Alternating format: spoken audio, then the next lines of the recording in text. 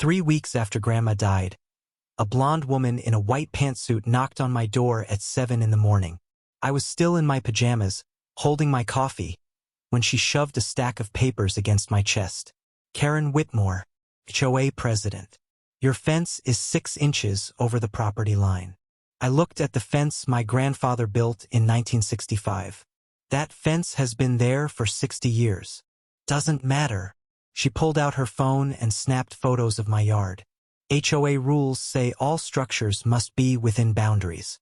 You have until Friday to move it. I spent that afternoon in the county records office, digging through dusty boxes. My grandmother's original deed showed the property line exactly where I thought it was. The fence was fine. I made copies of everything. Karen didn't like my evidence.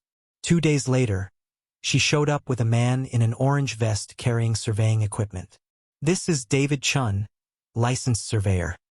He's going to settle this once and for all. I watched them spend 4 hours measuring my yard. David kept shaking his head and checking his equipment. Something seemed wrong. Finally, he walked over to me. Ma'am, according to my measurements, your property line is actually 15 feet further back than shown on your deed. That means this entire section, he pointed at my backyard where the land sloped down toward the cliff, belongs to the HOA common area. My stomach dropped. That's impossible. My family has owned this land since 1932.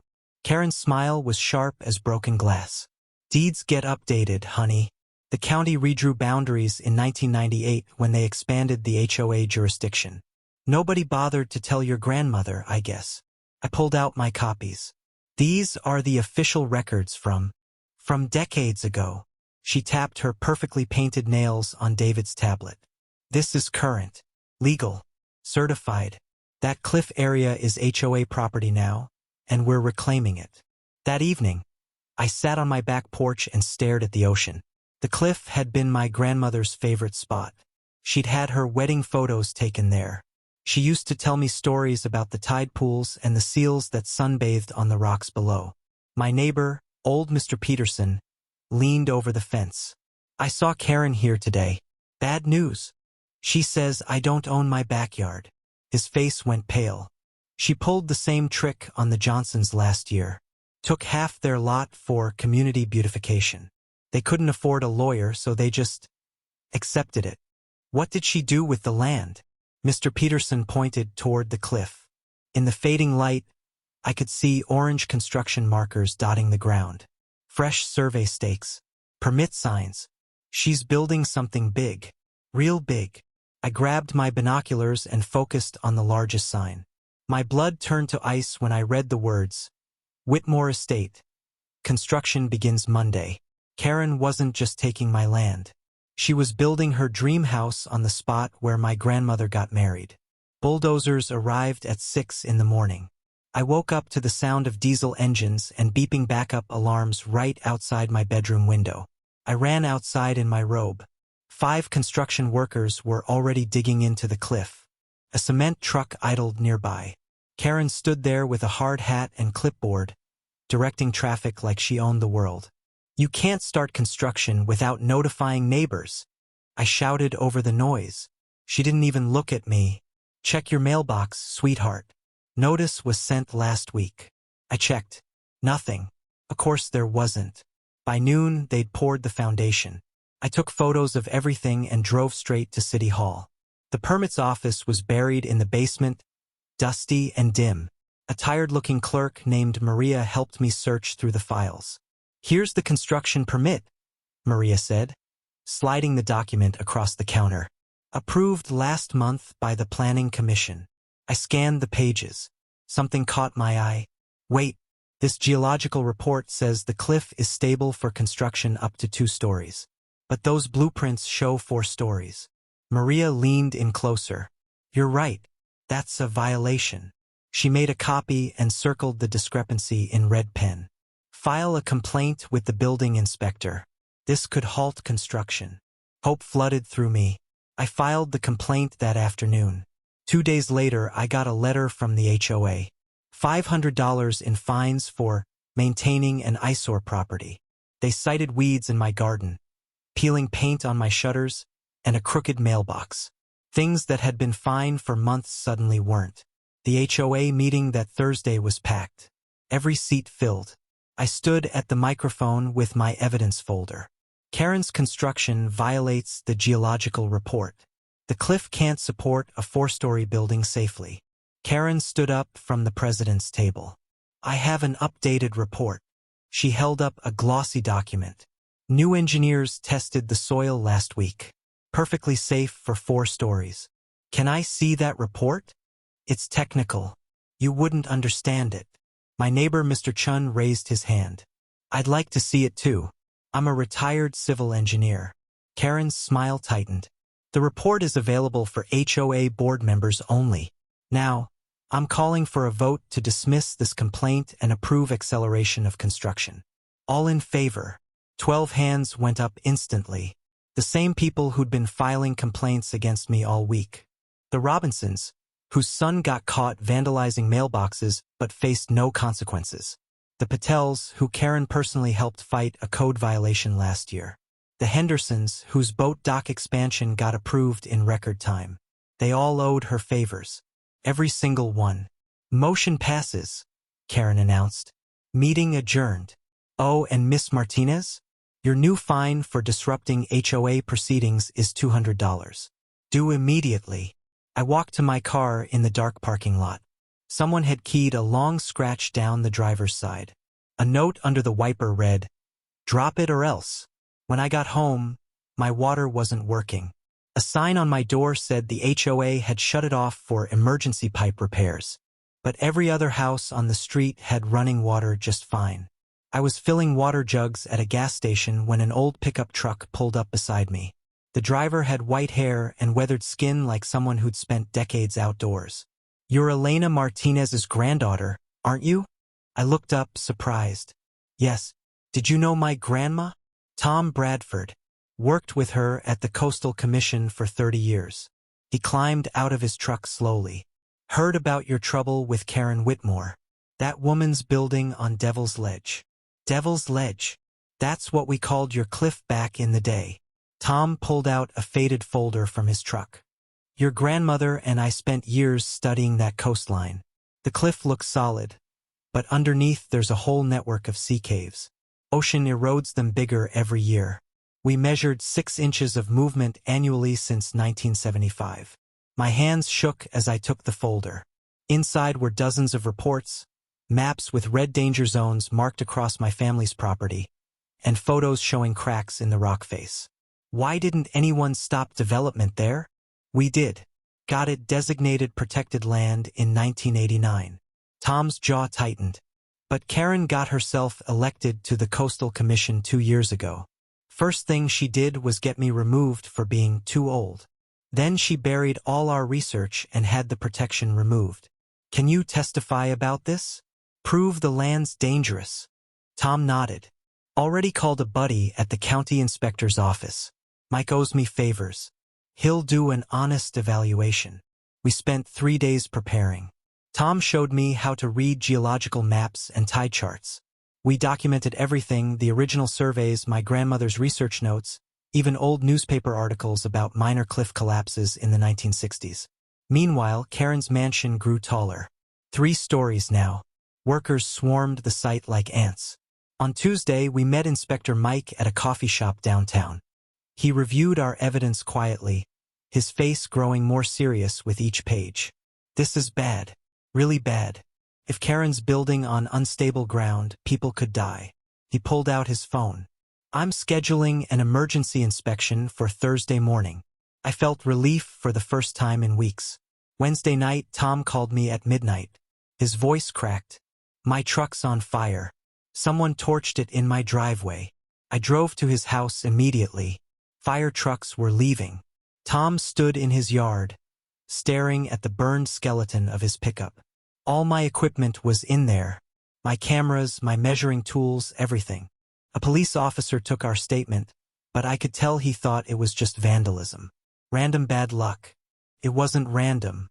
Thursday morning, Inspector Mike didn't show up to the inspection. I called his office 5 times. Finally, his secretary answered. "Mike's been reassigned. Effective immediately." Something about budget cuts. I felt sick. Who's handling our case? Inspector Rodriguez is taking over Mike's workload. When Rodriguez arrived at the cliff, Karen was with him. They laughed together like old friends. He barely glanced at our evidence before declaring the construction perfectly safe and up to code. That afternoon, I found a letter in my mailbox. Legal letterhead. Karen's lawyer claimed I'd been harassing her, trespassing on HOA property, and filing false reports. They wanted $5,000 in damages, or they'd take me to court. I refused to pay. Instead, I did something Karen didn't expect. I called the local news. Reporter Jessica Chin arrived Friday afternoon with a cameraman. She'd covered HOA disputes before and was eager to investigate. I showed her everything. The fake surveys, the buried geological reports, Tom's burned truck, my harassment fines. "This is a great story," Jessica said.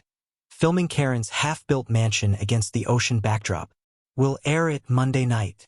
For 3 days I felt hope again. The news would expose Karen. People would see the truth. Monday evening, I sat in front of my TV waiting for the segment. The news started. Local politics, a house fire, sports, weather. Then the anchor said, "And now, a troubling case of neighbor harassment in the Ocean View community." My stomach dropped. The segment showed me looking angry and wild-eyed. They used the worst clips, making me sound paranoid. Then Karen appeared, calm and poised in her living room. "This poor woman lost her grandmother and is clearly struggling with grief," Karen said softly. "She's been targeting me for months, making false accusations, filing frivolous complaints. I've tried to be understanding, but it's affecting my family's safety." The segment showed my violations, the weeds, the peeling paint, made my property look abandoned and dangerous. Then they interviewed 3 neighbors who called me unstable and aggressive. Jessica never mentioned the geological reports, never showed the evidence. The story made me look like a crazy person attacking an innocent HOA president. My phone exploded with messages. Neighbors I'd known for years were telling me to get help. Someone posted my address online with the caption, "Unhinged woman harassing local leader." Tom called that night. "My daughter Sarah just got suspended from practicing law. Some ethics complaint came out of nowhere claiming she stole client money." "Tom, I'm so sorry." "Don't be. This is Karen covering her tracks." His voice was steel. "Sarah's been digging into Karen's finances. Found something interesting. 3 months ago, Karen took out a massive loan against HOA funds. $2 million. For what? The mansion. She's been using HOA money to build her dream house. That's fraud. Real fraud." Sarah was about to file a report when the ethics complaint hit. I drove to Tom's house immediately. Sarah was there, surrounded by papers and looking exhausted. "I can't officially practice law right now, but I can tell you what I found." She spread documents across the table. Karen's been bleeding the HOA dry. She approved her own construction loan, forged board signatures, and hid it in fake repair budgets. "Why build there, though? Why my cliff?" Sarah pulled out a real estate listing from 6 months ago. "Because this." She pointed at the estimated property value, $4 million. A luxury clifftop mansion in this location is worth a fortune. She planned to flip it immediately after construction, pay back the HOA loan, and pocket the difference. But the cliff's unstable. She doesn't care. She'll sell it before problems appear and let the new owners deal with the collapse. I stared at the documents, my mind racing. "We need to get this to real authorities. State level." "Already tried," Sarah said quietly. "Karen filed a restraining order against you this afternoon. You can't come within 500 feet of her or her property. If you do, you'll be arrested." The police arrested me at a grocery store on Wednesday. Apparently, driving past Karen's construction site violated the restraining order, even though it was the only route to town. I spent 2 nights in county jail. The cell was cold and smelled like bleach. My cellmate was a woman named Rita who'd been caught shoplifting diapers for her baby. We didn't talk much. When they released me Friday afternoon, the sky had turned gray and heavy. The weather forecast on the jail TV had warned about a major storm coming. Hurricane-force winds, 20-foot waves. Tom picked me up in his wife's old sedan. Sarah found a state investigator willing to look at the fraud evidence. But he can't meet until next Tuesday. The storm hits tonight. I know. Tom's hands gripped the steering wheel tight. I tried calling the construction company to warn them. They hung up on me. I stared out the window as we drove home. Karen's mansion was nearly finished now. 4 stories of glass and white stone perched on the cliff edge like a castle. Workers were rushing to secure equipment before the storm arrived. It looked beautiful, expensive, impressive. It also looked wrong. When I got home, I grabbed my grandmother's old binoculars and studied the cliff base. The tide was higher than usual, waves already pounding the rocks. And there I saw it, a thin crack running up the cliff face. Barely visible, but definitely there. My phone buzzed. A text from an unknown number. Leave town tonight or your cottage burns next. This is your final warning. I screenshot the message and forwarded it to Tom and Sarah. Then I noticed my mailbox flag was up. Inside was an eviction notice from the HOA. 30 days to vacate for safety violations and unpaid fines. Karen had won.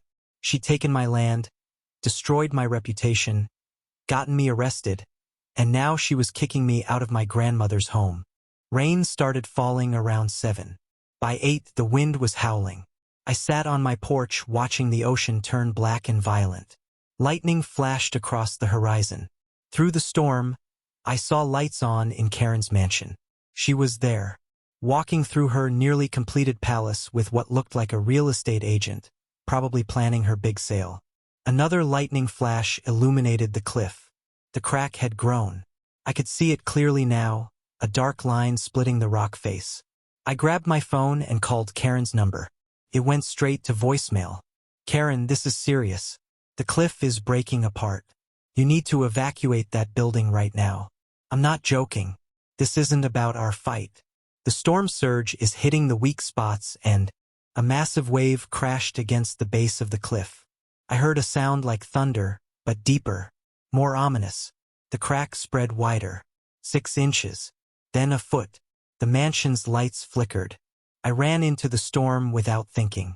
Rain slammed into my face so hard I could barely see. Wind nearly knocked me over twice. Karen, get out of the building. The mansion groaned like a dying animal. Through the first-floor windows, I saw Karen and the real estate agent frozen in shock as the floor tilted beneath them. The restraining order didn't matter anymore. Nothing mattered except getting them out alive. I reached the door as another wave hit the cliff base. The ground shook. Glass shattered somewhere above us. I grabbed Karen's arm and yanked her toward the exit. Move! Now! The real estate agent ran past us. Karen stumbled, her expensive heels useless on the tilting floor. I half-carried, half-dragged her outside as the entire structure shifted 3 feet toward the ocean. We made it to my yard when the cliff face gave up completely. The sound was like the world splitting open. For stories of glass and steel slid into the Pacific in slow motion, breaking apart as it fell. 20 seconds. That's all it took for $2 million to disappear into the waves. Karen collapsed on my lawn, sobbing. Not angry crying, broken crying. The kind that comes from losing everything. I sat beside her in the rain, too tired to feel victorious. Emergency crews arrived within an hour. The real estate agent was treated for shock. Karen just sat in the ambulance with a blanket around her shoulders, staring at nothing. By dawn, news helicopters circled overhead. This time, the story was different. Reporter Jessica Chin interviewed me again, and this time she asked real questions. Tom showed up with all our evidence. Sarah brought the fraud documents. The state investigator came that Tuesday as promised. But he didn't need to dig deep. Karen's construction company turned on her immediately, providing records of the forged approvals and misused HOA funds. Inspector Rodriguez resigned before he could be fired. The HOA board members who'd voted with Karen suddenly had very convenient memory problems. Karen was arrested 3 weeks later. Fraud, embezzlement, forgery. The news showed her in handcuffs, looking smaller and older than I remembered. I testified at her trial 6 months later. The prosecutor asked if I wanted to add a personal statement about the harassment and threats. No, I said. She's already lost everything. That's enough. Karen got 3 years. The HOA dissolved completely. The county bought my cliff and made it a protected nature area with a memorial plaque honoring my grandmother's conservation work. I ran into Karen 2 years after her release. She was working at a garden center, wearing a green apron and helping an elderly customer choose flowers. "I'm sorry," she said when she saw me. No excuses, no explanations, just those 2 words. I nodded. I know. Some people build empires on sand because they're desperate to prove something. My grandmother taught me that the strongest foundations are the ones built on truth and patience. Her cottage still stands today, small and sturdy, watching over the protected cliff. And every time the tide comes in, I remember that nature always wins in the end.